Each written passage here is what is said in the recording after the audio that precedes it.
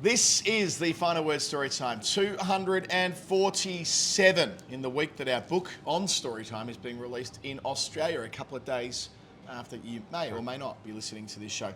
We are in Fremantle, about 20 kilometres south of Perth, on the water, where the 16th AFL team came into commission in 1995. It's the only real thing I know it for. I've been here many times over the years. I always enjoyed coming down to Freo, which is where Geoff's staying this week, and we have some stories to tell you now because obviously today would be the fourth day of the Test match, but that is no longer. The third day was us wrapping up, Barat and I wrapping up and doing the post-mortem, and today Geoff back with us. How are you seeing it? It's weird. It feels weird. It feels weird to be, we should be in the middle of it still, and I don't know, I feel slightly mournful about the whole thing at the moment, given how much excitement there was building up into it. But one of the nice things about cricket is that there's always the past. And the past is not happening now, and you don't have to worry about it in the same way that you do have to worry about it now. Yeah, I guess. I mean, it's just this endless post-mortem, isn't it? It's the end. I mean, obviously, you've been doing the Guardian stuff, the BBC stuff. I did a thing for BBC the day it ended as well, and did the final word yesterday. It's like there is so much. But it was all preview, and then it was all post-mortem, and there was no game. That's what I mean. There's so much space to fill. It's as though we're now already into the longest prep ever for an Ashes Test match. We feel like we just came out of that. And it feels like we're about to go into the same spin cycle again, which is fine. That's partly what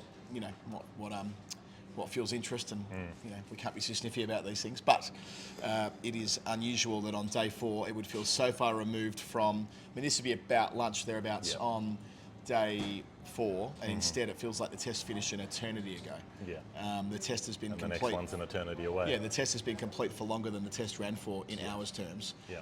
And we've still got. Waking up tomorrow. It's most unusual, this how it's all played out. But yeah, you're right, we have lots to crack on with. I mentioned before, the book launch, 27th of November, probably the last time. We'll do a weekly tomorrow, but plug it now. Commercial Club Hotel, our home ground in Melbourne, it always has been. 6 for 7:30. I didn't say who the host was last night, but I saw on your social media feed it is out there, so no need to be hiding it. William McInnes is going to be the host of the book launch on Thursday night. It will not be a marathon effort. All things being equal, we're talking like 30 to 40 minutes of talking max. This is not an exercise in keeping you there all night. We'll start at about 7. I'd be flabbergasted if you're still hearing anything through speakers at 8. That's the hope, and people can, have a nice night, have a nice Stomping Ground beer, which will be there in quantities that will permit you to have a free one on the house, on Stomping Ground. Maybe a little bit more about them later on in the show in relation to Nerd Pledge, which will be relevant to our conversation today. Maybe. And thanks to Clancy's Fish Pub for having us in Perth. This is where we're recording this in Fremantle, and in the garden out the back, which you'll be able to see if you load up the vision. You'll also be able to see I've got the shirts arrived, the Final Word merch shirts that were supposed to arrive during the Test match. Well, they did arrive during the time frame of the Test match, but the Beatles /Siddle hat-trick mix-up shirt, which is relevant for, it will be tomorrow, won't it, 25th?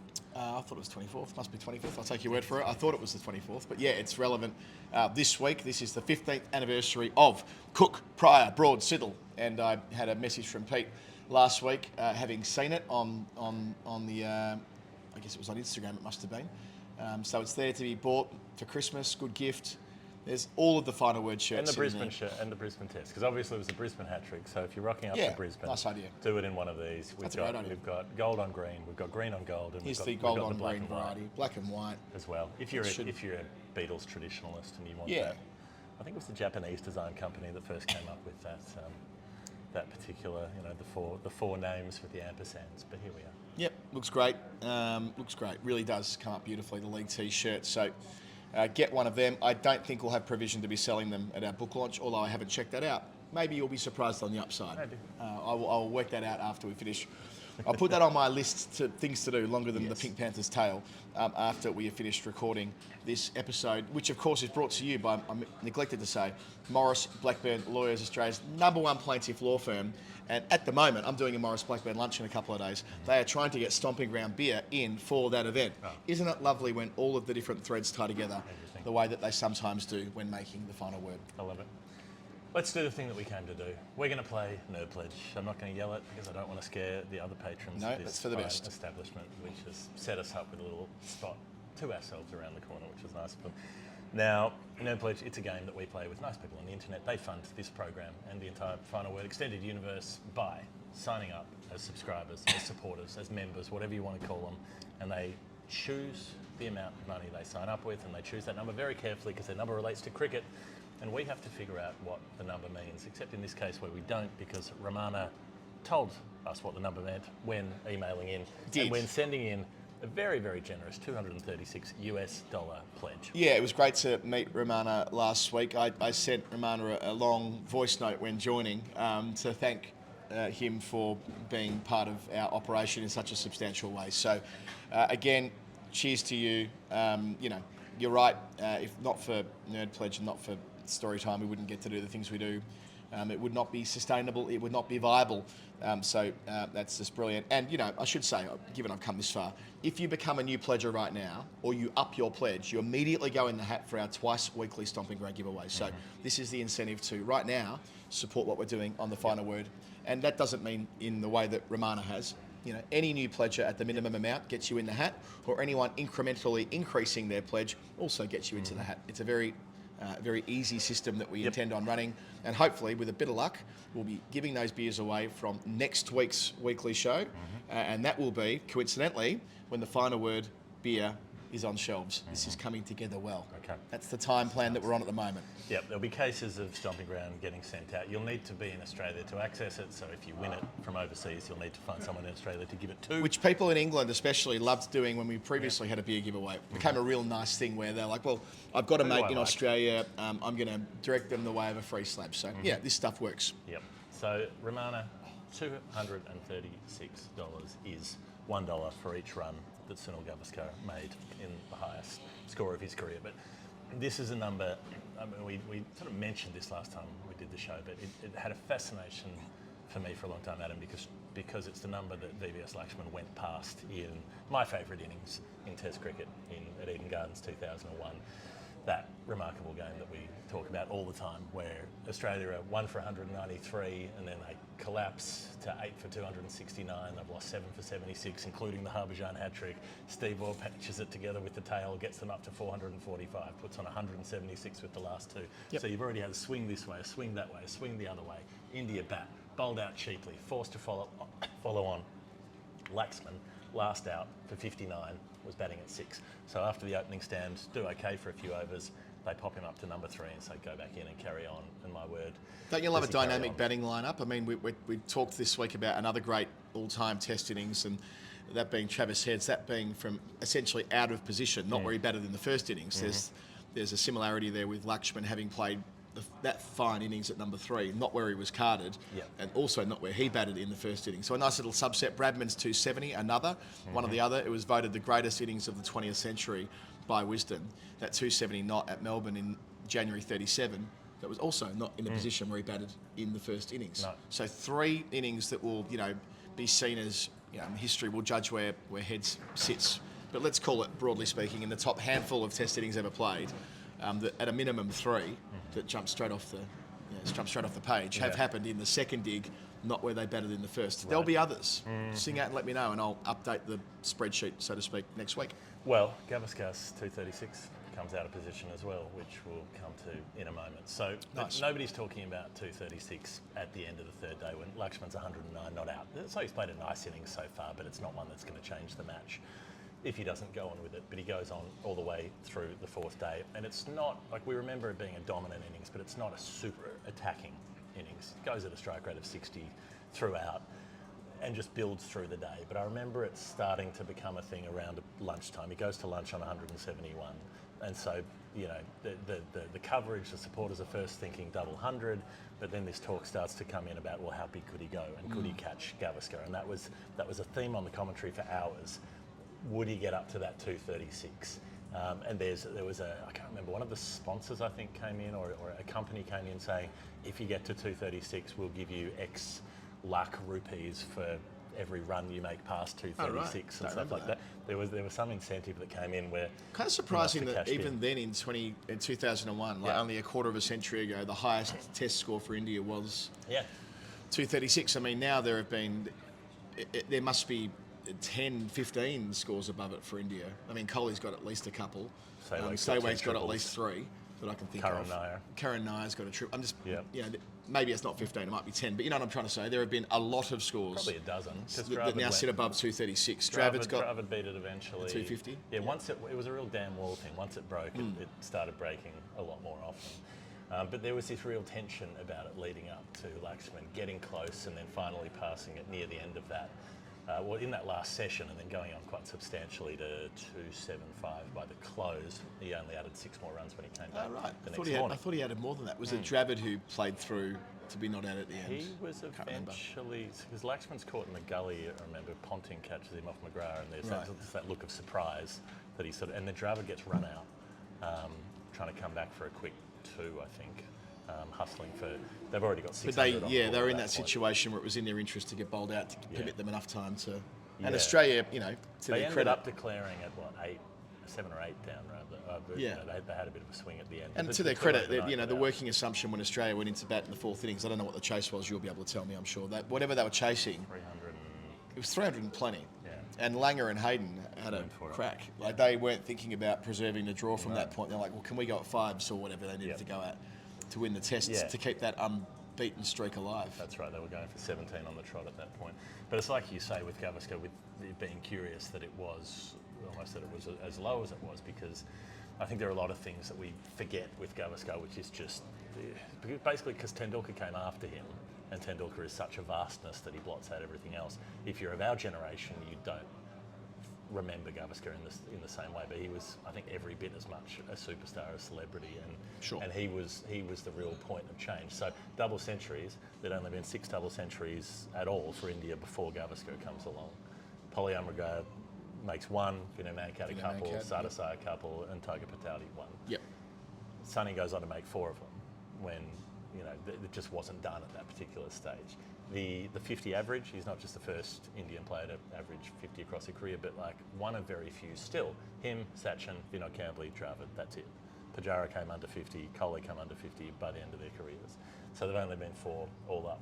And even at the point where Gavaskar starts averaging above 50 in the 1970s, there are only 2 Australians who've done it to that point, Jack Ryder and Don Bradman. That's it. Greg Chappell starts to around the same time, and they both dip under and then go back over a few times throughout. Because Chappell ends up with over. Yes, Chappell ends up over, and he's the 3rd Australian. And then I think he needed to do something in his last Test innings to make sure of it. So it was Bradman's record, which Chappell's 182 final Test innings. I think it was 182. He needed to get a number, whatever it was, to make sure that he passed 6996. Then he passed 7,000, and I think there is a number in there somewhere which he needed to clock in that innings. That is to say, a bit like Michael Clarke in his final Test innings, needed to make like 190 to go back above 50 because he'd had such a poor 2015 Ashes. Whereas Chappell, it was more modest than that. A bit like Alistair Cook, actually. Had he made a duck, he would have been 49-9 or something. Yeah, so Zoltz, no, it was Samson. Samson and I, in that last Alistair Cook innings, we were basically obsessed with him finishing with a score that was no fewer than like 80, because that meant had he been dismissed for an even 80, he would have had at least an average of 45. In the end, he ends up getting 180 or something, and his average is nearer to 46 than 45, I think. That's the way it shook down. But you know what I mean? It's nice when a last innings of a Test career can vault you above a milestone that matters, because someone like Ponting fell just short, didn't he? Or was it? No, sorry, he fell. No, that's not true. He was above 50. But he was above 50. He'd fallen from 60, quite quickly in the years that followed him getting to sort of a 60-odd average. Quite a long way down, which a lot of players do later in those careers. The other huge parts of the Gavaskar career, which you don't necessarily think of now because they're further down the record list. Boycott had the record for runs, 8,114. Gavaskar passes that to become the most prolific run scorer. Later, he's the first to crack the 10,000 run mark, which is unheard of. Now it's kind of a mark of the greats of the game, is that they've all done it. The same as the 50 averages, or the other one is Bradman and the 29 centuries. And that was a mark that nobody passed. Nobody even approached Bradman with 29 until Gavaskar started stalking it, obviously having played a lot more cricket. But now if you're a great batter of the modern or last 30, 40 years, you've got 30-something hundreds, but nobody had at that point. The measure of a great batsman was 20. 20 test tons and you were a fair income, because you look through it, there are a lot of cricketers who ended up with somewhere between 15 and 20 odd.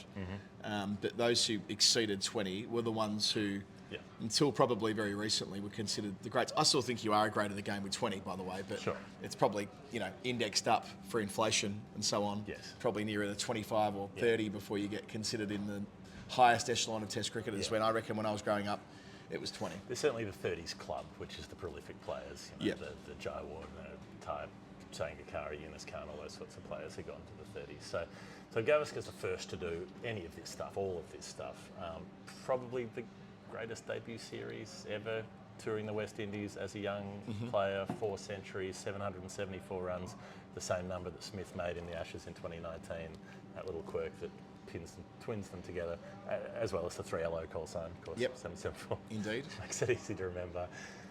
Slow going after that for Gavaskar. Only plays 4 series in the next 5 years because India just didn't play that often at that point, with 1 century, and then really gets going from 1976 onwards, back to the Windies, 2 more tons. Great player away from home, great player in the 4th innings as well, but away makes 100 in New Zealand, makes 300s touring Australia in 1 series, a couple of hundreds on a tour of Pakistan. And 1978, when he gets the Windies at home, that's when he first goes big in a home series. So it takes him a long time to sort of become a dominant player in home conditions. Makes 4 more centuries in that series as captain, and then he's out of the captaincy by the end of the tour because they were playing Ducks and Drakes a bunch with the captaincy. So he got made captain and then removed from it several times over the course of, the next 2-3 years, or maybe say 5 years between then and 1983. For various sort of political reasons, and it was always a contentious position. It just wasn't consistent where you'd have one player put in the position. When did he retire? 87. 87, okay. Yeah, he played the 87 World Cup. Right. That was his last engagement. A bit like my dad, who played the 1996 World Cup, having played in like all of them. It's a bit the same with Gavaskar, having spanned such a long stretch of time from I know 17 years is a very long international career. Yeah, and a prolific one. So he loses the captaincy again in early 1983. So this is before they've won the World Cup. Results are pretty patchy, but results stay patchy. After he's removed from the captaincy, they win the World Cup under Kapil Dev, who then becomes the next superstar. So basically you've had the one. Gavaskar's been doing it on his own. Now there's Kapil Dev, but they still can't get a win under Kapil Dev. And Gavaskar's poor in the World Cup. People are getting stuck into him. He's past it. He bats too slowly. He's selfish, all this kind of stuff. And so when the Windies rock up 83-4 with their really, really good pace attack, they've got Marshall, Holding, Roberts, all in that attack, bombing them. He goes, okay, I'm going to counter-attack. And Travis Head made 50 off 36 balls. Gavaskar makes 50 off 37 in the first test of this series, and goes on to 100 off 90 balls, his fastest ever 100. Hooks, I think it was Holding or Roberts hooks him for 6. No, maybe it was Marshall. I'll have a punt 3 ways. In the first over, plays a lot of hook shots and puts the foot down, makes 100 there, makes 90 in the second test, and sort of thinks he's figured out a new way to do it, and then can't make a run in the next 3 tests, and people are getting on his back again. It's interesting just how quickly he becomes a target to be criticised. And by this point, they've gone 28 tests without a win, India. And they collapse in the 5th test. They give away a strong position. They've got rocks being thrown at the team bus. Like, it's really full-on sort of stuff. It's all directed at Gavaskar, who's made a golden duck in the 5th test. And that's the scene when he comes out in the 6th test. Windies have made 300 plus. And he's asked the management a few times to let him bat at 4, and they've said no, and finally they say yes. He goes down to number 4, and he makes that 236, the biggest score of his career. Okay. It's that quirk when you sort of see it on the list. Yeah, again, it's a theme. If you want to make your best career innings, I'm thinking Usman Khawaja's best innings ever was maybe not anymore, but for a long time was the 100 in Adelaide when he was out of position, opening when he was the number 3. Yeah. Yeah, there's a strong through line here. There'll be others. There'll be many others, but interesting that there's a clump of them in the early part of our conversation today. And I suppose injury as well. You sort of have players coming in lower down the list where they might have done who've played some great innings. But in any case, that innings buys him the breathing space. He plays 3 more years, 2 as Pakistan, Sri Lanka, England, Australia. Notable that he only passes the 10,000 runs mark in his second last test. So it's not quite Murali announcing his retirement on 792 and backing himself to take 8 for. But he's going into this last series against Pakistan, 9,827 runs. So he's got 173 to get in 5 tests, which you should get. Of course. You should, but it doesn't mean you can't have a bad series. Yeah. It doesn't mean you can't have a few low scores and really put the pressure on. Makes 91 in the first test, only batting once. So he's got 82 runs to get, and this is a really interesting bit. Second test, Eden Gardens. Last time he played there, they threw stuff at him from the stands and jeered him, and he said, "I'm never playing here again." And he stuck to it. He went, "I'm not playing." He refused to go and play in Kolkata in the second test of that series, needing 82 runs for his 10,000. He was like, "Nah, I'm not doing it." And he bailed out. I wonder if there's a modern equivalent of finding the city where the most number of people in India have abused you online and saying, "I'm not going to podcast from there." It would be every city, of course. It would be every city. Every town, every corner of the land. It's just per cap, the most traffic comes out of Hyderabad, I reckon, but I don't know if the most ill will does. But in any case, he skips it. He goes, "I'm not going to go there." Doesn't go there, and that means that he's got to come out and get those 82 runs. And he doesn't get many in the third test. He's got 2 tests to go, needs 58 more runs, wouldn't want to get a pair and put the pressure on. But he makes 63 in the 4th test and gets there with a game to spare. Well, Steve Smith had that, didn't he? When you go back to from the end of the first innings at Melbourne last year, there was 3 consecutive innings where he was within spitting distance. I mean, you wouldn't want to get into that situation with 3 scores in a row and leave 50 odd to get and end up on, 9,994, dare I say.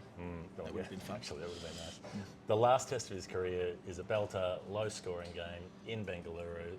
Scores are level in the series. India need 221 in the 4th. The pitch is falling apart. Wickets start falling. Vengsarkar helps a little bit. Azharuddin helps a little bit. They're not big partnerships, but they're chipping away.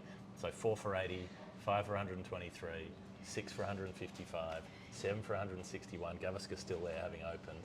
With the score on 180, they need 41 more to get. He's on 96, and he gets a ball from Iqbal Qasim, the left-arm spinner, that jumps at him, edges it to slip. Caught, doesn't get the final farewell 100. They lose by 16 runs, and they lose the series 1-0. So it's not the fairy tale, but it is... About as far away from the fairy tale as you can get. But it's another great 4th innings that almost gets them the win, that almost gets them there. He's gone past Bradman by this point up to 34, which became the new mark for such a long time. And I reckon on record he's the greatest 4th innings batter. Like, just extraordinary performance in the final innings of a test match. The number of hundreds he made in 4th innings, the number of match-winning hundreds, or ones that so very nearly, that double 100 in England that fell so close. But an extraordinary player who maybe we forget how good he was, given that he becomes kind of grumpy Sonny on commentary and all the rest of it. I don't think we're ever permitted to forget how great Sunil Gavaskar is, A, because he was, and B, because of his prominent position in the public conversation thereafter. I wonder how much about his career people remember as opposed to his position. Yeah, I think they do. I mean, remember a few years ago when they brought out the birthday cake for 50 years from his first test innings on commentary, and there was a lot of deference there to Sonny, in the same way that others who are all-timers in India really do earn that exalted position from what they did when they were much younger men. Excellent. Well, thank you again. It's brilliant to have someone like Romano come on board and join us, and we're always grateful for that. So thank you for it. As it turns out, someone who made his test debut in the same series you're referring to there comes up in my first answer, but we will do that after our first break. On the way into it, I will remind you of something you already know, that Maurice Blackburn Lawyers are our principal partner on The Final Word in season 19, which is something we never forget either, because they've been with us now for 3 seasons, and it's brilliant to have their support, but moreover, brilliant that we can tell their stories as we have in different ways through the course of the last year or so. And one here, which, it's brutal stuff, but I think it's important that we continue to use the platform to talk about it. This is in relation to institutionalised child abuse, so it's a pretty intense topic, but bear with me here. So at just 3 years old, Deanne was ripped away from her family home and placed into state care. It was then a ward of the West Australian state, and it was there that Deanne endured severe physical, sexual and emotional abuse and neglect at the hands of the adults responsible for her protection and care. She suffered silently throughout her formative years and into her early adulthood. Deanne was unaware that there was anything that could be done about her horrific past experiences. After learning about Maurice Blackburn's experience, though, with institutionalised child abuse, she was presented with a range of options to seek compensation. And in Deanne's case, that meant securing a lump sum compensation via a common law claim against the state. She's now in her 30s, and Deanne's strength and confidence has been pivotal in her advocacy work in the community. And together with her loving partner, she's dedicated her life to fostering a safe and loving home for her 5 children. So, again, this is where Maurice Blackburn, on behalf of hardworking Australians, so much of the work that they do is on that no-win, no-fee basis. They're there for you, and this, again, gives a sense of that range that Deanne was able to find out that they did this type of work, and if not for that, then who knows how long, if at all, she would have lived without being able to receive what she was entitled to. Some form of justice, and I think that's what we're so often looking at in a legal system that outsizes and outnumbers and intimidates people. You can have the guidance via a firm like MB's to take you through it. So that's the work that they do. So Maurice Blackburn Lawyers, Australia's #1 plaintiff law firm. Heaps more about them and what they do in the Australian community throughout the rest of season 19, and let's hope for many seasons and years to come. We'll take our first break. We'll return in a moment. Here's the final word. It's the Storytime edition of the show. It is the 247th time we've made this program. The book that's out already in the UK, you can buy it in the show note links. In Australia at our book launch, then you'll be able to buy it in lots of places after Thursday. It might even be tomorrow, actually. I think technically publication date's on Tuesday, but we will be doing our thing. And it'll be in shops and that type of thing, which is really lovely. And in addition to everyone who supports us on Patreon, and we mentioned Maurice Blackburn before the break, well, a new friend of the family. They've come along, and I received a message last night saying that they quite like when I say you strap it on your chin, so maybe that'll be what I say all the time. Well, you technically stick it on your chin. You stick it. It's adhesive. There's a little sticky bit that you stick on the Zeus. Yeah, and let me just run through how it works. So this is the charging piece to it, USB-C charger. That sits on that. You don't need to charge it all the time, by the way. It's just that's how you get the thing ready to roll in the first place. You switch it on, you stick the thing on the bottom, you pop it under your chin, and you're away. It's not complex. It tallies up with an app as well to maintain some sense of how it's working. We have been able to work with them to get a 5% discount for all of our Final Word listeners and viewers, which is pretty cool, right? 5% off in the lead up to Christmas when you're thinking about gifts, when you're thinking about the gift of sleep. TFW 2025 is that code with the link in the show notes for Zeus. But what a great partnership when, I've been snoring my whole life. You snore, Barat snores, Daniel snores. Sure everybody involved in the show snores pretty badly from experience onto it, and it has. I've been making a difference for me the last few days.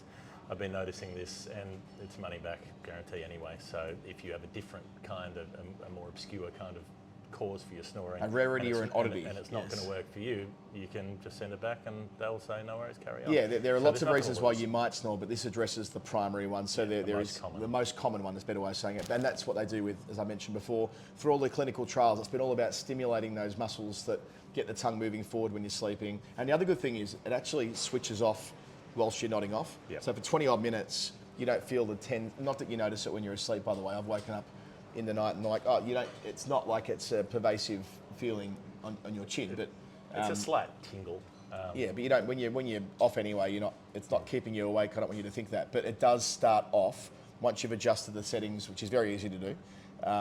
There's a plus and a minus button to turn up or dial down the TENS technology, and then you're away. So, and then ideally your sleep will dramatically improve, as we are all on that journey together at the moment with Zeus Sleep's great company. They have been absolutely flying, and great that they're part of our show in this Australian Ashes summer. Geoff. Let's do your first number. It comes in from Danish Babar, a serial pledger, serial offender on this show. Danish has sent through £8.65. So 865 is your number. There wasn't a clue attached to it, so it's an open field. Yep, strong Indian theme on the show today with Ramana and Danish, who, in Danish's case, all of his pledges in the past have been related to India. So that's kind of where I started. The best I could do was actually quite a recent one. And I'm going to drift from here, but 865 runs. That's the number of runs that was scored in last year's Ranji Trophy by a chap called Agni Chopta. Now, this is relevant for a bunch of reasons. Okay. One, he did it in 8 innings at an average of 124. Okay, hello. Second thing, he's done this in his breakout season at age 27, so a late bloomer. Okay. Third, Yep. his dad is one of the most famous ever Bollywood film producers, Bindu Chopta. Okay. And his mum is one of the most famous ever Indian movie critics. Wow. So he has got, and they lived in the US a lot growing up, as I understand it from talking to Bharat this morning. So, you know, if he makes it, he's played 11 first-class games, Chopta, 11, Okay. right? 9 centuries, a current first-class average of 94.94. And this all happened when he was 27. Bradman's first class 95 point... 95 point something. So he's nearly got Bradman's, I put here Bradman's stuff in my notes, 9 tonnes in 11 matches. So let's back him in. If he were to make it, it would be a massive global cricketing story that someone that's of celebrity stock in India, and we know what a big deal that is in that part of the world, everywhere, but you know, it's really magnified in India with Bollywood and so on. Let's get him in there. 895 runs at 27 as 124. well. At this age, That it's is the going to prove to be cinematic. one of the great stories if he can pull it off. A story that his dad might tell in a film one day, who knows? Who's he playing for in the Ranji? I don't have that in front of me at the moment, but Okay. but that's what he did last year in the Ranji Trophy in 24-25. So as we get into 25-26, when that season gets into full throttle, I'll be keeping a name out on the scorecard for, I assume the pronunciation is Agni, A-G-N-I. Maybe it's Ajni, it could be one or the other. Chopta. There you go. So a nice one to get us going in the right direction. There's never been an 865 made in a first-class innings, which disappointed me. I thought this might be it. As a team score. As a team score. There's been an 864 and there's been an 866, but not an 865. So they were 15th and 16th respectively, to put that into some context. Okay. Drifting away from India for a moment, only because I've been looking at his name a little bit in the last week or so. Hugh Trumbull picked up a test 8 for 65. He's the only player to have done it in test level. Now, the reason I was looking at his numbers before the Perth test match in my prep was that I just kind of like, wow, like it really stands the test of time. 141 Ashes wickets. And I'm like, hang on a minute, 141 Ashes wickets? Didn't he take 100? All his wickets were Ashes wickets. He only played briefly at the end of his career against South Africa. One match, none for 127 in the test he played. Kind of a relief he didn't take any. Sorry, my apologies. 1902. It wasn't the very end of his career. 1902 is where I'm about to go in a moment, by the way. But, you know, either side of Federation, he played in that brilliant series we've spoken of before, 1894 and 1895, we speak about constantly. But what I'm going to refer to here is the 1902 Ashes, which I'm going to advance a theory at the end, but also has 3 of the most striking test matches for various reasons played within it. So you look at the 1902 test match at Sheffield, that's the one played at Bramall Lane, one and done. That's quirky of itself, right? An Ashes venue that's one and done, and of course it's where Sheffield United play their football these days and couldn't play cricket there now. The next test match, the 4th test match at Old Trafford, that's the Fred Tate match. That's the Australia winning by 3 runs. Justice, the injustice of Fred Tate. The injustice of the Fred Tate story, which blamed, which I told recently on the show and advanced the case, or advanced the argument that it's absolute bullshit, the extent to which Fred Tate was blamed for what happened, when really he actually had a very useful test match with the ball, and the degree of difficulty on the catch that he should have taken and all the rest of it. It does mean that Australia have won the Ashes 2-0 by this point, right? So it does mean the test match that follows at the Oval doesn't have any influence on where the urn goes. However, it's still an all-timer. It's still an all-timer. It starts with Australia making 324, then England under McLaren are routed for 183. And that's where the 8 for 65 happens with Trumbull. He bowls the whole innings, bowls the first over, bowls 31 of them, 8 for 65. They're in the field for 61, so he's bowled every odd over for the whole innings. Love it. Then England roll Australia for 121, which leaves England 263 to make for a most remarkable win, come from behind, given the deficit. What was that? 324 to 183, 159, if my maths in my head is correct, or near enough to it. So 263 is the target. And in the middle of this chase, that's when Gilbert Jessop, of course, does his thing. This is the Gilbert Jessop 77-minute century. maybe 71 balls. You know, Simon Wild, who we had on the show recently when Daniel Norcross interviewed him, and we played out that interview about his excellent book that was released earlier this year. He settled for 72. He went 72 to 74, I think. So he said if an England player wants to know they've beaten it, they've got to do 71. Right, oh, that might be why 71's in my head. But still, 77 minutes isn't under any dispute. 104 runs in 77 minutes. And he's the 7th man out. You know, he's made England's fastest ever 100. 7th man out with the score on 187. 263 is the target. There's still a decent chance of losing. Then George Hurst does his thing. He comes in and makes the famous unbeaten 53, unbeaten 50 at least. And the last 15 runs of that with Wilfred Rhodes will do it in singles. They didn't literally do it in singles, but may or may not have said some version of that sentence to each other in the middle. But it is the do it in singles, Gilbert Jessop test match right there. They win by 1 wicket. So the last 3 test matches go Bramall Lane, 3 runs, 1 wicket. My argument is that if that test match was 4 and Manchester was 5, that is, if the 5th test match determined who won the Ashes, this goes right alongside any other as the greatest Ashes ever, I think. But because the 1 wicket win happens in the 5th test match, and technically, if you want to use this jargon, dead rubber, it doesn't get quite the same love that it otherwise might. Just advancing that as a case, people will have different views on that. To finish off my answer, I asked Samo to go back to India whether there were any 8 for 65s in Ranji Trophy cricket to meet that sort of Indian criteria from before. There have been 3 in the Ranji Trophy. One in 1980, N.Y. Satham for Baroda against Gujarat. One in 2001, K.S. Parida for Railways, not that one, not the Derry Ismail Khan Railways, but the other one. And that was against Madhya Pradesh at Indore, one of my favourite venues, in 2001, the same year of the Lakshman 281, of course. But the man who took it most notably, in that the one guy who went on to have an international career, was Arshad Ayub, my apologies, there's no other name, Arshad Ayub is his name, for South Zone against North Zone at Kanpur in 1987. Now, what that did was it vaulted him into the test team. And, you know, given he was a test spinner, I think this is a decent shout to be actually the answer. It could be a number of things, but it may be this, given how infrequent those figures are taken. He had a fairly eventful 2-year test career between 1987, where Gavaskar finished, and 1989. He played against the Windies, New Zealand, Pakistan. Actually, he didn't make his debut against Pakistan. He made his debut against the Windies, and in his first innings in Test cricket, took 4 of the first 5 wickets to fall. So kind of similar to Jonathan Agnew and Mike Selby, where he's immediately taken a glut of wickets at the very start of a Test career that doesn't last for very long.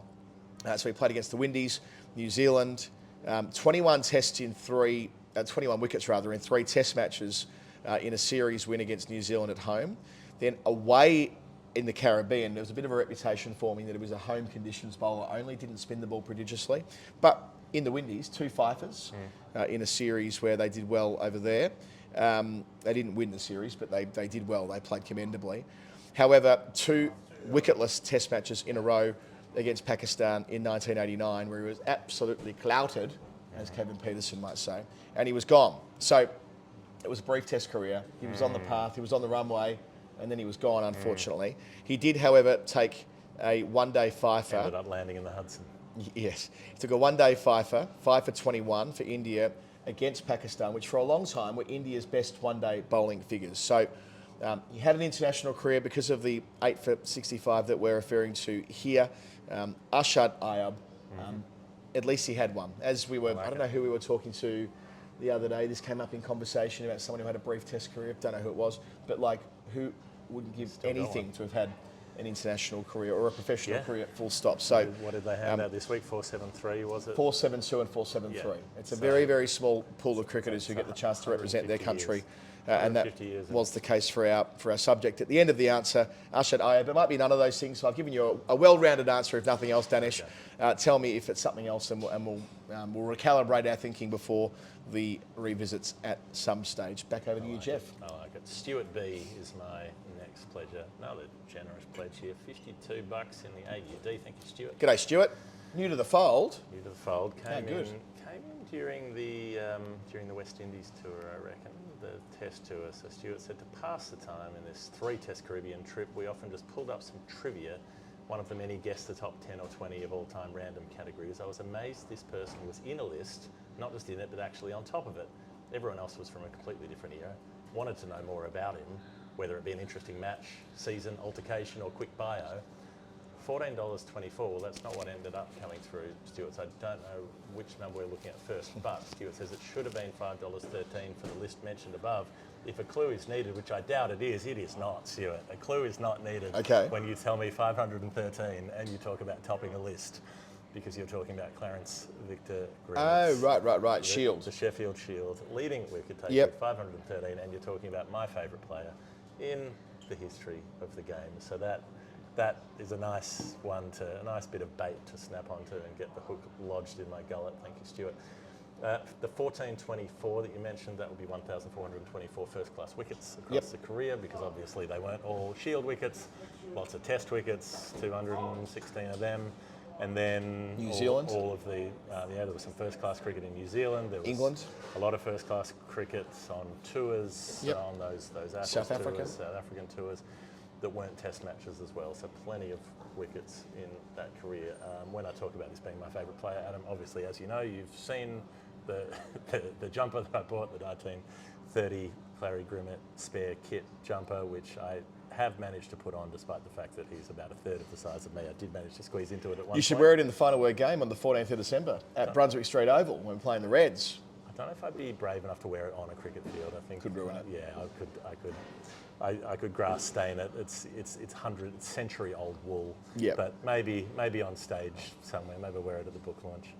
That might be a safer environment. Then I can put it back in the bag before someone pours a keg on my head or something. Yep. I assume when you launch a book, they just tip a Gatorade container over you. Yeah, they can go full Benducket and pour a pint over your head. We're in Perth at the Avenue nightclub, where we did a nightclub review many years ago, Will McPherson, Johnny Liu and me, where a photo of me with Will sent it through. I just came up on commentary the other day. Will sent me through the photo.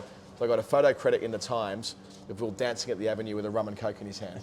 That's not something many photographers can say. I can. Not that I am a photographer.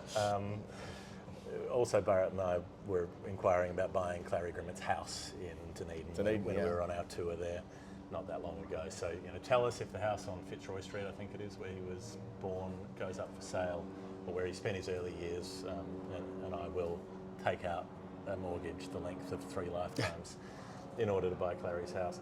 So, if and it sounds, Stuart, and I'm pleased almost that you don't know much about Clarry, because I love talking to people about Clarry. The fact that he was a tiny little dude, they called him the gnome sometimes, little guy, assiduous practicer. He worked out all the variations, and as Adam's clicking his fingers, because when Clarry figured out how to bowl the flipper, but it was a giveaway because his fingers clicked, he started clicking the fingers of his other hand while bowling leg breaks in order to confuse players who would then play for the wrong delivery, which I love. What always amazes me about the Grimmett story is that he had this wide variety of deliveries from what is a fundamentally ugly action. He bowled sidearm in a way that if you saw a kid doing it, you would say, do anything other than what you're doing right now. Get that arm up close to the ear. As soon as humanly possible. Yeah. but he was bowling such sidearm that it looks preposterous on tape now. It looks like a javelin. It's like he comes in and sort of launches around. It's but the fact that getting a googly out of that is no mean feat. So I think it goes to practice and remarkable fingers. I mean, it must have been that, right? Because he wasn't a big bloke. It wasn't as though it was like he was doing it in the way that Shane Warne did it, with a massive, heavy set shoulder a frame across the shoulders, or in Warne's case, massive hands as well. I don't expect that Grimmett had massive hands. No, they must have been very nimble. But he was obsessive. He had the pitch in his back garden in Adelaide. There's the Terry Jenner story, which I'm sure has some sauce on it, but about where he claims that Clarry, in his 70s, blindfolded himself with his tie while batting in the net in his backyard, and had Terry Jenner bowl to him, and was able to middle every ball because he said, I know where you're going to bowl, because you're not good enough yet, and schooled him, gave him some very intensive one-on-one coaching. Yeah, I think there was something about that in Melbourne too, in a different part of his life, when he had a house where he'd set up where people would come to visit him and be sort of schooled by the great Grimmett about how you do these things, and he obviously kept learning how to bowl. Didn't he teach himself to bowl a delivery when he was 65? One of his balls he learnt in his mid-60s. Steve Kinane spoke about this when I interviewed him last year about his backyards book. This came up at Grimmett. Was so assiduous and so obsessive, really, better word, about his craft, that he was a lifelong learner and a true devotee to the cause. I met a guy recently when I was in the where was I? I was in Brazil. He was a spin coach as well, as it turns out, and like spoke with such passion about spin bowling. I'm like, this is I get why it gets into your skin. It was Mark O'Leary, by the way, who's the man in question who led that MCC tour. But he played some in Glamorgan stuff, but it didn't matter that he didn't go on to a professional career. It was more that he. Yeah. It was. He had the bug. That's it. That's what I'm trying to say. You've got the bug for life if you're a wrist spinner. I think it's to do with the psychology of wrist spin there too. That it's such a risk reward boom bust thing that trying to get closer to consistency, as difficult as that is. And there's always the hunt for the perfect delivery, the one that feels just right out of the hand and lands just right, and then has the right things happen afterwards. So, and Clary's someone who's a late bloomer as well in terms of his high level career. So he's born in New Zealand, moves to Sydney, then moves to Melbourne, then moves to Adelaide, and ends up seeing out his life there. Plays for Victoria, plays for South Australia in the Sheffield Shield, having already played for Wellington. It was in Plunket Shield cricket, but we're talking about him in terms of the Shield because of the 513, so I thought we'll concentrate on this bit of the story. He's floating around Victorian cricket for 4 or 5 years in the early 1920s, only gets to play 4 games, and they're not Shield games. There's a random New South Wales match, there's a Tassie game, they're not in the Shield at that point. There's a couple of MCC games. He plays against Titch Freeman, which I love, the great Kent leg spinner. Yeah. Same era, same craft. So there's a crossover there. And he finally gets his first Shield match for the Vics against South Australia, only required to bowl 3 overs in the first innings, takes a wicket, and then rolls on in the second innings to take 8 for 86 against South Australia. But that's the last game of the season. They only play 6 games in a season at that stage with 3 teams. That's a Shield game, or is this another first class game? That's officially a Shield game. Shield game, okay. So he debuts for Victoria against South Australia, and then a few months later, he's in South Australia playing for them against Victoria. Love it. Makes the switch after only 1 official Shield game. And by October, he's playing for South Australia. Weirdly batting up the order early in his career. He bats in the top 6 quite a bit because he wasn't much of a player with the bat later on. Makes runs here, makes 49, batting at number 4. Takes 5 for 97, makes another 22, batting at number 6. They've set Victoria well over 400, but he can't finish it off. He bowls 50 overs in the last innings, takes 4 wickets, but goes eventually for 170. Stork Hendry masterminds a chase of 409 to win, and Clary can't bowl him out. And I think maybe that stung him because he really got into gear after that. He takes another couple of 5s in losses to Victoria and New South Wales. Then he beats a team for South Australia for the first time, takes 9 wickets against New South Wales, including 6 in the last innings, same situation, defending a score, gets Alan Kippax out, who's the most important player in that team, gets them the win. And South Australia are a pretty weak team through a fair bit of this era, so he's got a lot of heavy lifting to do. So that's the first win. He wins 33 Sheffield Shield matches for South Australia and 10 draws out of 78 games. So he's going at better than 50% for not losing the match, I suppose, which is pretty decent considering where South Australia were at the time. He wins the Shield in his second season and wins the Shield in his second last season, so 1926-7 and 1938-9. Second on the wicket tally when they win it the first time, tops the wicket tally when they win it the second time. And he doesn't play, interestingly, South Australia win it in 35-6, but he's in South Africa for that whole summer, misses that whole Shield season, taking 44 wickets at 14 in the Test series and then getting punted by Bradman when he gets back for being too old. Well, for 36, 37. Yeah, exactly. Well, hang on, so the Frank Ward selection is for the 38 Ashes. Yeah, but it's for 36, 37. Yeah, right, Frank Ward plays in that. He plays in the game at the MCG with O'Reilly. Of course. And Chuck Fleetwood Smith. Frank Ward's batting 3 when they reverse the batting order. So never plays for Australia again after that wild South African What was the rationale for him being left out? Put to one side the Frank Ward stuff and the theories. Basically age. I mean, he was in his later 40s by that point. And Bradman was never totally on the record about it, but what he sort of politely said was that maybe I think what they thought was that the South African tour didn't count because South Africa were no good and the wickets were matting probably, and they were a shit team and it didn't matter. Okay. And that Bradman thought he'd lost some zip, he'd lost some pep. And he probably had of it at age 40 something. He probably it stands to reason that he would have been in decline by then. He may well have done. And Bill O'Reilly was very fiercely against it and wrote wrote vehemently against it as the one who would have partnered with Grimmett, because he said he was a better bowler when Grimmett was at the other end. But a couple of interesting facts if you go back to the Shield. Clary Grimmett never went wicketless in a match that his team won. Never, which is amazing. He had one innings that was wicketless out of all of the bowling innings in a winning match, and then he took wickets in the other innings in that game. So the season when they won it, kind of interesting. He went badly in the first game against the Vicks, went for plenty, didn't take many, but Victor Richardson made bulk runs, and they had a leggy called Norman Williams, who I wrote in my notes as Normal Williams, which was not an interesting name. I'm normal, yes. If you say so, buddy. Yeah, if you're denying it, you've got problems. Yeah. Hi, my name's Normal Williams. Norman Williams took 12, and then Grimmett combined with Williams pretty nicely to rout Queensland. They took 5 together and then 8 together. And then against New South Wales, only took 4 and 2, but the 2 includes the Governor-General, Charlie McCartney, who was the most important player at that stage for New South Wales, and who, as it happens, took 7 for 58 in a test, which is the same as Mitchell Starc took. Yes. So there was a nice little moment when those Starc figures came up. And McCartney also had reason to side him when Head passed 3 figures as well as one of the century in a session crew, of course, famously. True. So, Grimmett's returns in the matches they won were more modest in that season of success, but he has some outrageous games through the rest of his career. 8 for 57 against New South Wales the next year. That includes Bradman, Kippax, Bert Oldfield, Arthur Maley, before Bradman's moved to South Australia to play with Grimmett rather than against. There's the game against Queensland where he takes 9 in the first innings, 7 in the second.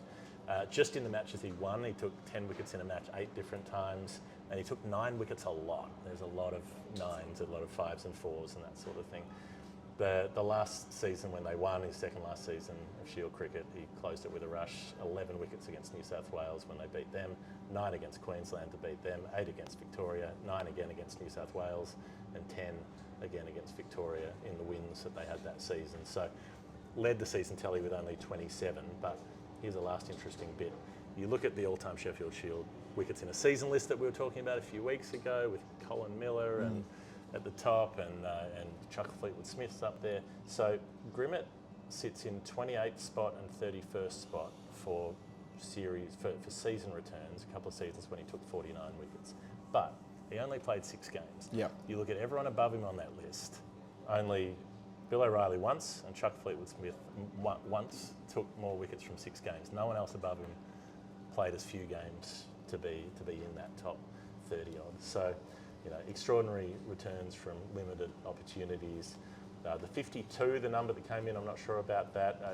It could have been Frank Ward's 11 wickets at 52 in the Test matches after Clary got murdered by Bradman. But I'm just not convinced that would be the case, given that Stewart was like, I don't know much about this guy. I don't think he would have gone deep dive enough to figure out Frank Ward's bowling average as the player who replaced Clary in the Test team. But maybe it's a first-class strike rate, bowling strike rate of 51.9, which is pretty good. A wicket every 8.5 overs. You're going all right as far as spin's concerned, and there's a reason he was the first to 200 Test wickets and remained the fastest for 80 odd years until Yasir Shah came along. I wonder how much reverence that Grimmett is held in now by those who follow the game. I didn't take a mental note of where he was in the Guardians' greatest Ashes cricketers. It's about halfway down, I think. About halfway down. Well, that's probably a reasonable return. I mean, given some of the lists that were submitted were an absolute joke. Now, I don't know who they were that submitted them, but there was some that were just flat out embarrassing, and people who just clearly made that process about themselves with some of the people they chose to include or exclude, and the way that, especially with Bradman. But anyway, that's the way these things go. Some people need to make everything about themselves. I'm glad that Grimmett still featured. It was a really fun process too, and I was looking forward to seeing the fun of it at the end and all the rest of it, and to see the will of the 2/3 majority who put Bradman 1, remarkably those who didn't. But that's okay if you could rational. I understood the Warne thing, that was fine. But the leaving Bradman, 2 having him in the mid-20s and 2 leaving him out altogether, that was just like peak indulgence, I felt. Anyway, I'd love to see that explored and have those names released so we can have some inquest. Well, Royal Commission. I think there should be a public Justice inquiry. now. I think there should be a public inquiry for these matters. Now. Anyway, right, so that's your... Truth and Reconciliation Commission. That would be enough for me. You know what, Geoff, I realise now we're taking up to a break. Before we go to a break, I have to get my NordVPN sorted out again. The reason being, I have clumsily forgot my password. Oh, no. That on me. That's on me. I need to recalibrate. It's been a bloody busy week, and it's prevented me from watching back a couple of things I wanted to watch back. That's on me. And I'm realising how bereft I am without it right now. How reliant. I just wanted to say that. I've become thoroughly dependent when abroad, which is, all the time, on being able to access things in other regions. We talk about a cup of coffee a week. If I could have someone sort out this password issue for me, I'd give them, a gallon of beer a week. That's where I'm at. But, again, it goes to why you and I have been taking NordVPN around the world with us for years, why they've been loyal contributors to what we do via our Sport Social Network friends, Sport Social Podcast Network, that's better. Got to get the jargon right, friends. And that's who they've had working with us for a long time. It's on your phone. You just you open the Nord app. You go turn on VPN. Where do you want to be? You want to be in Estonia. You're in Estonia. You want to be in Latvia. You're in Latvia. The internet doesn't need to know where you are. Sometimes you prefer it to think you're somewhere else. And you can do it on your computer. You can do it on 10 devices. They're not stingy. They're not doing the Netflix thing where they're trying to whittle down the number of units you can use. The login on. You've got it. You can use it. Your family can use it. And it's cheap as chips anyway, but you can get your money back if you don't. Money back guaranteed, multiple free months. It's already cheap. It's the perfect solution for anyone who's going away from home. If you're coming over to Australia for the Ashes over Christmas, a great many people will be doing that. Do not jump on that plane until you've rigged up your NordVPN. And Geoff, what I jumped on the plane with myself was a pair of these beautiful Big Boots UK. So it's very Check them out. smooth getting the shoe off. Check them out. I put them on front of the camera yesterday. A number of people said they loved them, so I'm going to do it one more time here. Foot content. These are... Final word, foot content. Yeah, a friend and colleague of mine, dear friend and colleague of mine, who had some requests for photos of her feet a little while ago. Didn't engage, but probably should have. Check them out.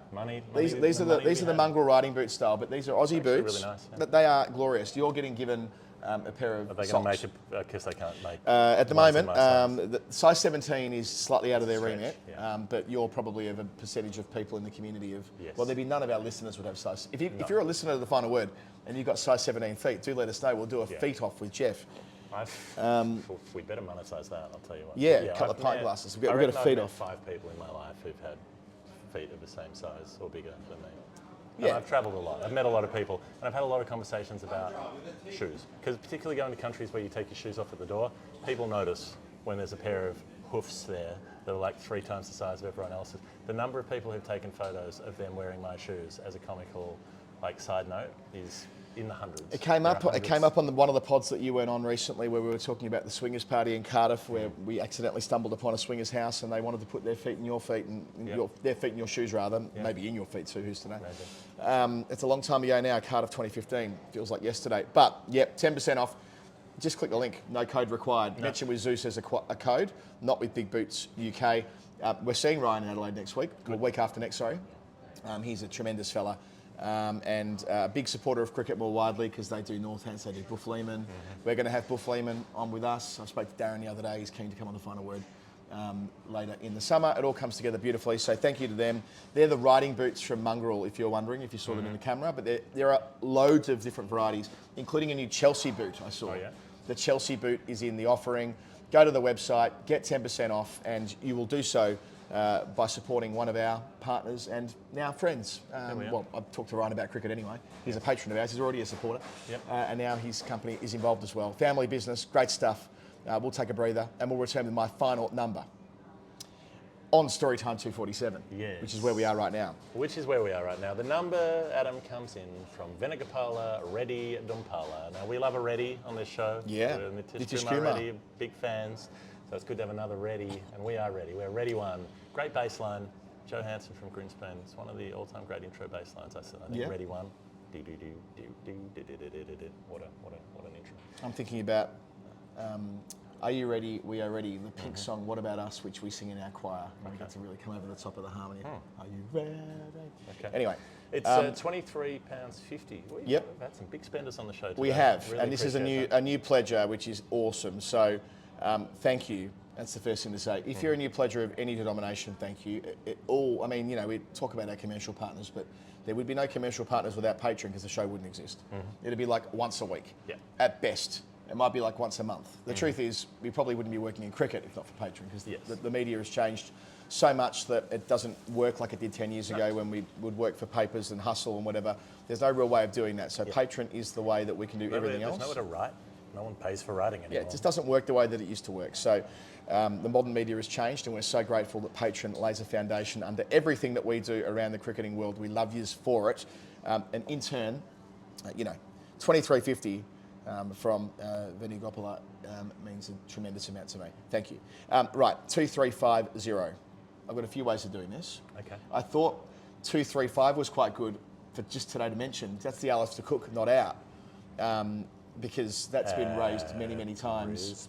Brisbane 2010, and that keeps getting raised at the moment because Cookie faced more balls in that innings than England did in the whole Test match. Just to remind you of what happened in the match, though, because I think it's worth noting that England were miles behind in that match before that enormous second innings. England all out 260.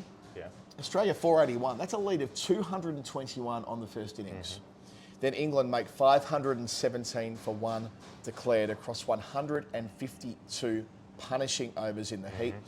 I was there on the fourth day, and it was a very different feeling to what it was 3 days prior when Peter Siddle was taking his hat-trick. Make no mistake about that. It was... Get the shirt. It had gone from being the cauldron, you know, if you like, to being just England fans having a day of their lives in the sun. The hat-trick is the one good memory for an Australian supporter. It's the one nice thing that happened. And Siddle took 6 in the innings, and people were happy for him because he was a nice guy. And 100 for Marcus North, and 100 for Brad Haddon. Did Huss get 100 too? He might have got 90 odd. He got 100 at Perth. But still, point is that there were good things in that Test match for Australia. They did draw it, but there were better things for England, and Cook's 235 not was one of them. And the 428 balls he faced, as everyone has known now, is more than what England faced in the whole Test. He's not the only one, because Adam, I did look this up yesterday as it happens. I found 40 English players have played innings that were longer than the entire England team faced, led by Len Hutton with his 364. All of them made centuries except for Barnacle Bailey, who made 68. I was going to say, is it Bailey or Tabaret? When he faced more balls. Yeah, the Chris Tabaret thing came up for some reason. I don't know where. Was it with you? Was it with Baz? Was it with 427 balls for his 68. Yeah. I know, it must have been yesterday. I've been doing some stuff with Shannon Gill on SEN, and we went back and talked about 82, 83, which felt like a hybrid of the greatest season it was and what we do on Storytime. And Chris Tabaret's lengthy innings at Perth came up. Anyway. Hutton faced 847 balls, so he faced more than twice as many deliveries as the entire England team managed in 2 innings. There you go. Love it. I wonder whether any of the other innings I'm about to cite feature. I'm looking over your shoulder. No, they don't. So there's a 235 for Stewie. There's a 235 for Ian Bell, his highest Test score. To broaden it out, Lilly, Imran and Kapil all took 23 5-wicket hauls. So that was quite cute. That's nice. Kohli and Gavaskar both scored 235s in Test cricket. India's two greats. They've both got a 235 to their names. So Gavaskar scored a 235 and a 236. Well, I believe so. Yeah, okay. There you go. Unless I've done my research wrong. Let's back myself in. But, you know, the idea that Kohli and Gavaskar both made that score given their standing in Indian cricket and given we've had a strong Indian theme today. But then I saw a player with 2-3-5-0. Now, remember, Indian name, but GBP pledge suggests that it's a flip of the coin whether this is an Indian or an English, I would say, reference. And I felt duty bound to do this instead. For it is a man who I have an enormous amount of time for, spent a lot of time with at different points through work stuff, an unnecessarily maligned Test cricketer, which we'll come to in a moment why. Mark Ramprakash made 2,350 runs, and given it was 2-3-5-0 in GBP, here we are. I like it. Now, you know... Sad that he never played the ramp shot. Yes. Because if ramps had ramps. Well, he played all the shots most elegantly. I don't think that would have been quite in his, you know... Look, I'm sure he could have pulled it off, but that's not the way that he was known for playing. It's one of the most beautiful cricketers to ever pick up a cricket bat. Born in 1969, so a career destined to most of it to be right in the middle of that challenging, complicated 1990s era for England. From Harrow, from a mixed race Caribbean background, which is a big part of his story. He talks about more and more these days. He was a professional with Middlesex by the age of 17, so he was a prodigy, right? And, you know, he was known as a younger bloke, and to be fair, throughout his career, really, early parts at least, as having a short fuse, which could have held him back, but the runs couldn't hold him back. He made 5 centuries in 1990, his breakout season, and by 1991, they had to pick him for England. He made his debut in that remarkable Leeds Test match against the West Indies, where Graham Gooch plays what was for a long time seen as one of the best, if not the best, Test innings ever. 154 in the second dig. The degree of difficulty with the pitch, the other scores in the game, the bowling attack, the works carried his bat there, Gooch as well. Ramprakash debuts, Hick debuts, you know, they're up against Malcolm Marshall. They somehow get the job done in a very famous England win.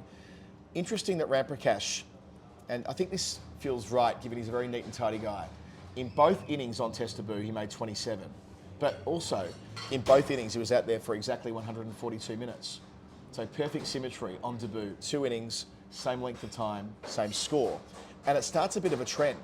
He had his first run of innings in his first series as an England cricketer, 27, 27, 24, 13, 21, 29, 25, 25, 19. Right. That is a remarkably close glut of scores to each other. It's a Greg Matthews stat plot. Which came up today on our segment with Shannon Gill on SEN. We did a full stat splurge on Greg once a Matthews. week, anywhere you're involved. Well, it was more that Gilly was on doing a segment with us about the summer of Mo 40 years ago in 85, 86, and I did drop that stat into it, that he's the statistically most consistent player ever. One of the lead I reckon Ramps might be in one of those 90s Ashes series I was looking at. Greg Matthews, he had a brilliant 1990-91, average 70, including the 100 at Sydney.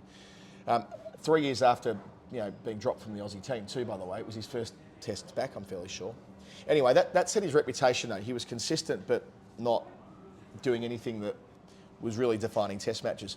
His first 50 was a couple of years later against Australia, made 64 at the Oval in 1993 when he was recalled for the final test there.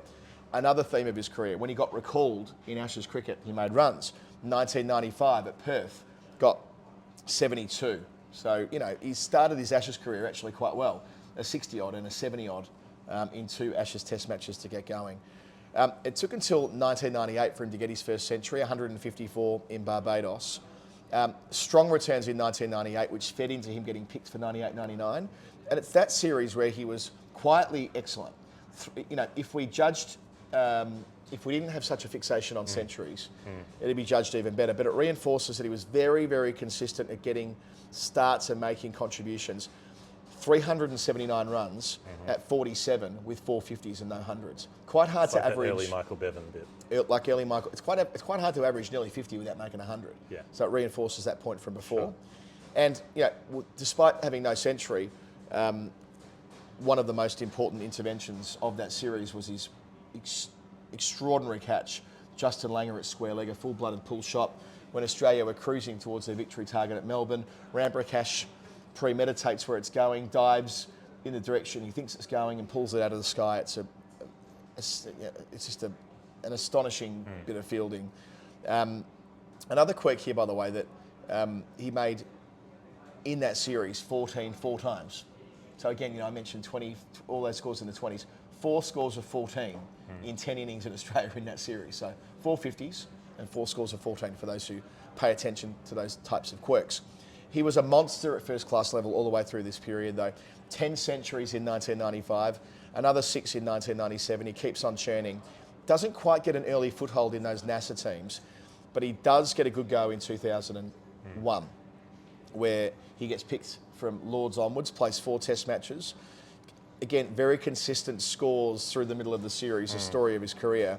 It's him with the impersonator going out to bat for him in that series. Yes, it is. That's right. It is. I forgot about that. Forgot all about it. I haven't thought about that in 20 years. And then at the Oval, the final test of the series, Langer was the man being recalled that day and getting 102, I think, from memory. But Ramprakash gets his first Ashes 100 at last, 133. It was the year he'd moved to Surrey as well, across the river for Middlesex to Surrey. So it was on his home ground in 2001. His one and only Ashes century, an absolutely gorgeous knock too. I've watched the highlights a couple of years ago.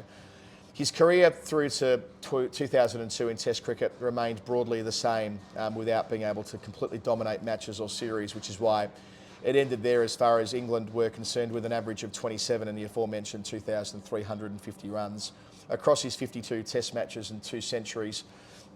You know, not a great reflection on who he is as a player, I suppose, but I think the era needs to be considered and other factors as well.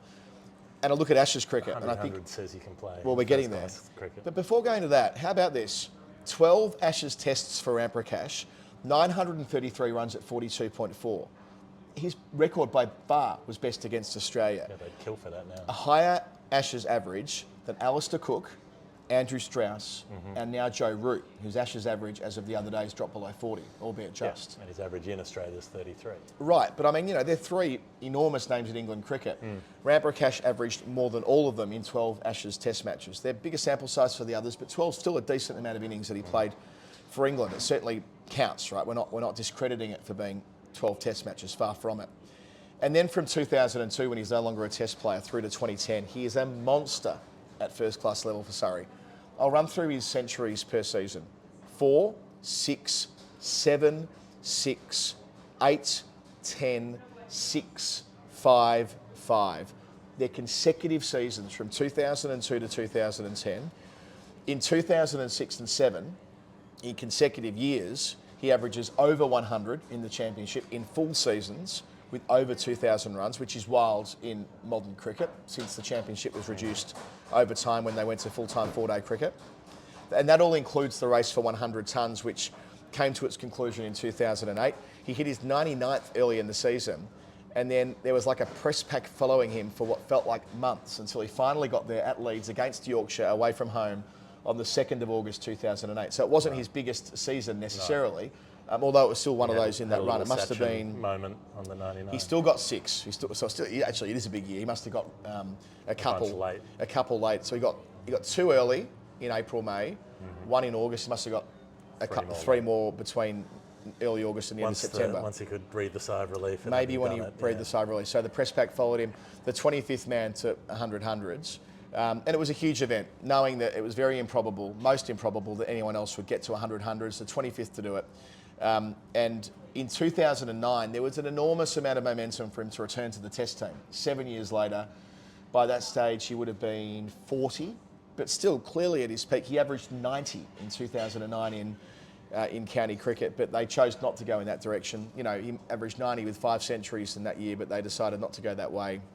They should have. Would have been great. Bringing him back as a 40-year-old would have been very special. Especially had he been recalled for one test at the Oval, perhaps. They went to Cowdrey areas. Well, they picked him for that one test at the Oval. I suppose they got it right because Trott gets his 161 on debut in that test. But you know what I'm trying to say. By the end of July 2012, when I was living over here at the time, I remember when he retired, 114 first-class tonnes, 16th of all time. He retired in England when I was living here playing cricket. You were living in England? In England, sorry. I didn't mean Australia, I meant England. Feels like I'm in England saying that. It's been a long day. Haven't eaten, and it's about 2 in the afternoon. 114 tonnes. That's the 16th most ever. Bradman is the next on that chart with 117. So fewer first-class tonnes than Bradman, but those two names on the list together. Such a stunning player to watch across that career. 35,000 plus first-class runs, the 38th most ever on that measure. Sadly, when it comes to 100 centuries, Pujara is top of the current player list on 66, and he didn't even know it existed when I told him about it when I interviewed him a couple of years ago. Cook finished with 74 when he wrapped up his career a couple of years ago. So that will mean that Ram Prakash is the 25th and last, and we can say that with some authority unless something remarkable happens in the way that first-class cricket is organised. He remains a fairly big figure with this generation of England players because he was their batting coach for a long time. And, a lot of county players as well. I did Sam Robson's testimonial benefit dinner in the long room the other week. Ramps was there and he did the heads and tails for me, which was great. But Robbo talks lovingly about Ramps being a huge part of his development, and before he went on to play Test cricket himself. Yep. Still writing columns for the Guardian. Oh, here and there totally. as well. Yeah. I mean, Ramps still remains prominent in many ways, and he's a colleague of mine occasionally on the Surrey feed these days, which is great. And my wife, Rach, always knows him more, though, of course, as she's like, oh, did you work with Mark Ram Prakash? Because he won Strictly in 2006. Good mover. Which won't surprise anyone that he's a good mover, given the way he moved in the middle.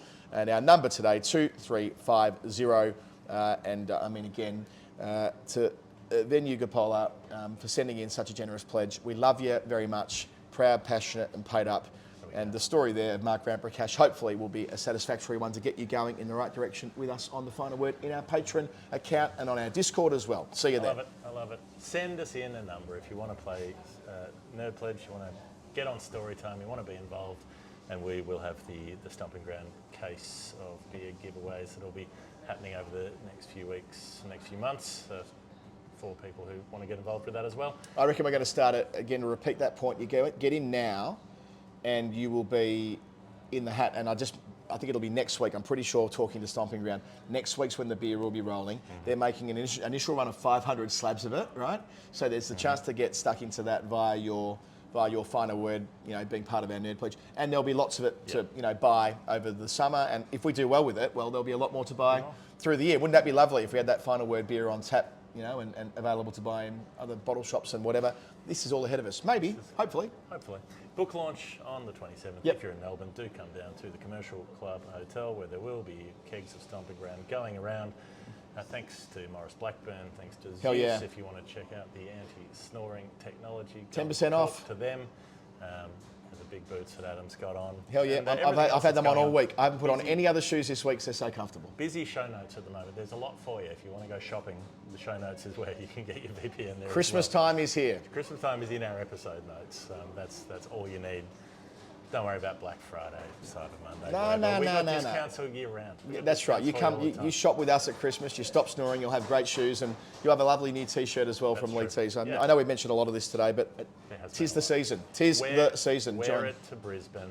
Show your love for Peter Siddle, if indeed you have that. I don't think anybody hates Peter Siddle. I don't think it's possible. You can't. Kicking a puppy. All right, let's wrap it up. That's us. We're out of here. Thanks to Clancy's for having us down in Fremantle.